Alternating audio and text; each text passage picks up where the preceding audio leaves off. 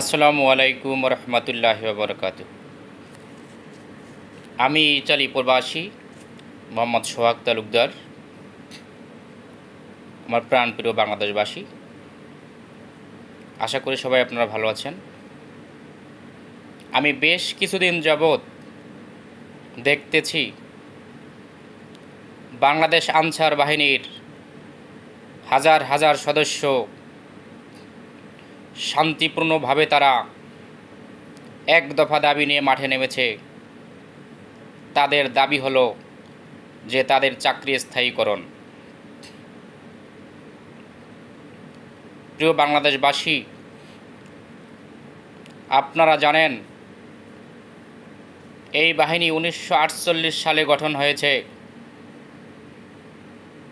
48 সালে গঠন হওয়ার পরও আজ 2024 সাল, তারপরও এই বাহিনীর সদস্যরা কেন স্থায়ী হলো না? তাদের চাকরি কেন স্থায়ী হলো না?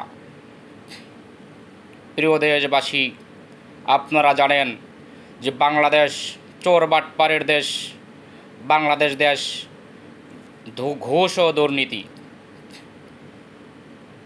এই বাহিনীর সদস্যরা যখনই স্থায়ীকরণ নিয়ে দাবি দেওয়া তুলেছে, তখনই তাদের কিছু অসাধু অবিচার তাদেরকে জিম্মি করে রেখেছে, তাদেরকে মুখ খুলতে কখনো দেয়নি।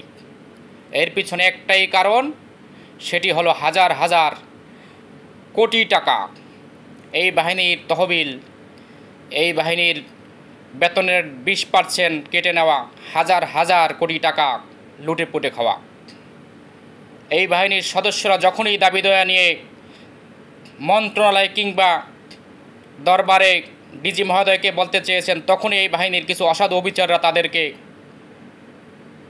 তাদের সেই দাবি দেওয়া তুলতে দেয়নি। প্রিয় দেশবাসী, আপনারা জানেন 1971 সালে যেই স্বাধীনতা হয়েছে, সেই স্বাধীনতা যুদ্ধে এই বাহিনীর লক্ষ লক্ষ সদস্য বুকের তাজা রক্ত দিয়ে তাদের জীবনের বিনিময়ে আজকের স্বাধীনতা, আমরা যে স্বাধীনতা পেয়েছি, সেই স্বাধীনতার পিছনে তারা নিরলস ভূমিকা পালন করেছেন।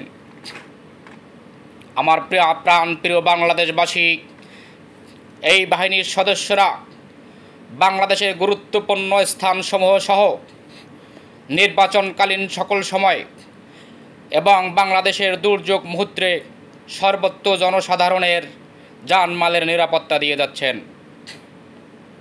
প্রাণপ্রিয় বাংলাদেশবাসী, প্রাণপ্রিয় সুশীল সমাজ, ছাত্র সমাজ এবং গণপ্রজাতন্ত্রী বাংলাদেশ সরকারের বর্তমান মহামান্য রাষ্ট্রপতি, মহামান্য প্রধান উপদেষ্টা এবং তার উপদেষ্টা পরিষদের সকল সদস্য বীরেন্দু, বাংলাদেশ সেনা নৌ বিমান বাহিনীর প্রধানগণ, আমি আপনাদের প্রতি বিনীতভাবে অনুরোধ জানাই, বাংলাদেশ আনসার ও গ্রাম প্রতিরক্ষা বাহিনীর এই যে দাবি, এক দফা দাবি, এই এক দফা দাবি অতি দ্রুত আপনারা মেনে নিয়ে বৈষম্যের হাত থেকে তাদেরকে রক্ষা করবেন।